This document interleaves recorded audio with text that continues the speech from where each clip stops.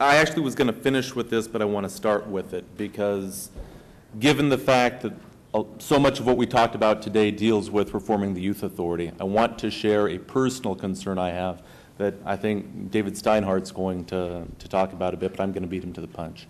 8 months ago, when experts from all over the state were called into Sacramento to discuss the Youth Authority, and the videotape was being broadcast on TV stations up and down the state, up and down the country, there was a sense of urgency. There was a sense of hope that things would be different. And over time, it has become clear that we are now back to dealing specifically with the lawsuit. We are going back to talking exclusively about the safety of the wards at the Youth Authority, and we are losing our focus on what matters, which is the Youth Authority as an institution and its failings, which are best encapsulated by the number John Huebner had, 74% recidivism rate. I mean, whether you are Republican, Democrat, liberal, conservative, what that institution is ostensibly for, the reason people pay tax money to keep this thing in business is to provide for public safety and rehabilitate youthful offenders. And as the gentleman from Louisiana said, with the possible exception of the military, it's hard to imagine any public agency that could get by with a 75% failure rate. And I think we're losing sight of that. We are now back to focusing on physical harm caused to kids that are there and issues with respect to guards. And frankly, if you focus on making the Youth Authority rehabilitative in nature, if you focus on forcing the folks in Sacramento to do what the institution's supposed to do, you all know that the rest of it will take care of itself, because you can't rehabilitate in an institution that has the dynamics that currently exist there. But you can address the violence there and make it no more rehabilitative. And I think we're missing that point. I'm not going to pretend for a minute to try to talk for all district attorneys. In fact, I told Lenore, I told Dan, James knows this. If you wanted somebody who was here to speak for California district attorneys, you probably got the wrong boy. But I will say that as it relates to overhauling the system, let me share with you a couple of court experiences, because I don't think that failure begins at the Youth Authority. Failure begins in the juvenile court response to delinquent activity. It begins at the start and fails its way up to the Youth Authority. Let me explain what I mean by that. You can always figure out a newly assigned judge to juvenile court, because they are the judge that believes that they can turn a kid around with a well-intentioned, passionately given 10-minute lecture to the kid the first time they appear in court, without any regard to substance abuse issues, abuse and neglect issues, learning disabilities, mental health issues. They think they can just change them.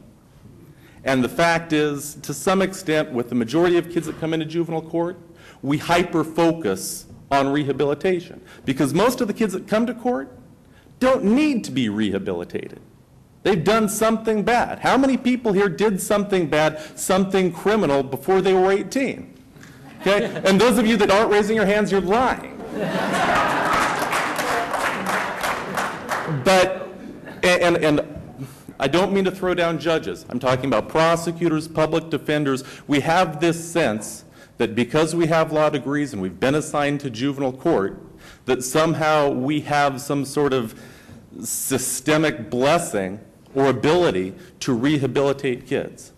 The first thing we need to do is come to the realization that the juvenile justice system, what happens in courts between attorneys and probation officers and judges, doesn't rehabilitate kids. Because we are not the answer to juvenile crime. We are not a safety net for community safety.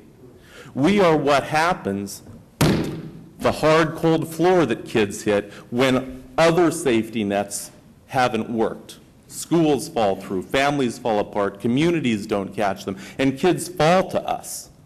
It's our job in the juvenile justice system to push kids back up and utilize the safety nets that are in the business of working with kids and families. Another way of looking at it is we've got to stop doing 2 kids and start doing 4 kids, and maybe even doing with kids and families. Because the way it works right now is kid hits the floor. A judge takes a look at the various dispositional options that they may impose on a juvenile, and they may start with a little haul time, and then if the kid does something to piss the judge off, the kid will come back, and the judge will do something that, again, wouldn't be tolerated in any good government practice that I can think of, which is they will do what didn't work the first time, only do twice as much of it the second time. And the third time, you do 3 times as much. And before you know it, it's this, well, I'm just going to hit the nail harder, even though I'm trying to drive it into cement. And before you know it, the nail bends and then it breaks. And you haven't accomplished what you're trying to do. The key to juvenile justice reform is realizing who you're trying to serve. You're trying to serve kids, families, victims, and the community. And none of those people are served in congregate care. None of those people are served in a system that is punitive. I mean, you can't, even from a restorative justice perspective, you can't have offenders addressing community service and restitution needs when they're locked up. They're no good to the community. They aren't paying anything back. And frankly, if you talk to victims of juvenile crime, the system disenfranchises them as much as it disenfranchises kids. And we make it that way because it's impersonal. To get to the question about what I would do in terms of what type of system would be palatable for 707B offenders, the first is to start looking at offenders and not offenses. Frankly, there are some 707B offenders that need very little systemic intervention, and you can focus, you can fashion a juvenile justice response that addresses the needs of the community and that offender without any sort of custodial confinement. You have to look at people individually. You have to look at who you're serving. You have to keep your eyes on what it is that the juvenile justice system is trying to do.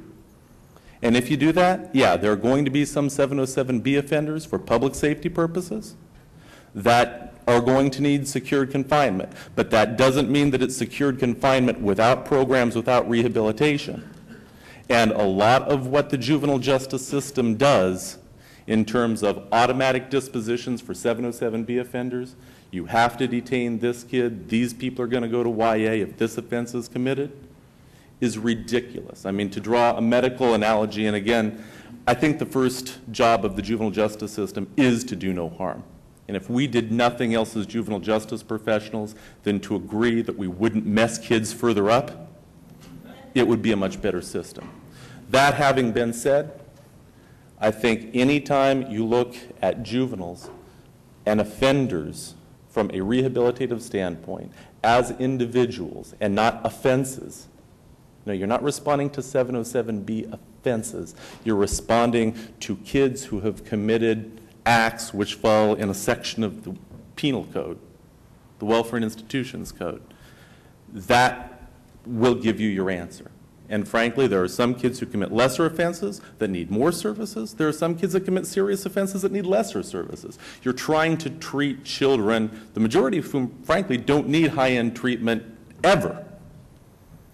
And if you do that, at least, you know, in a way that mirrors good government practice, you're going to have your solutions. You're going to have better outcomes. And I don't know anyone who thinks that a 75% failure rate is a good outcome. And the difference between juveniles and adults is the kids are all getting out at some point in time.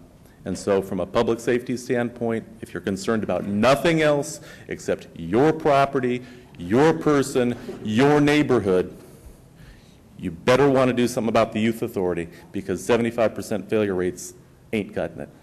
Thanks.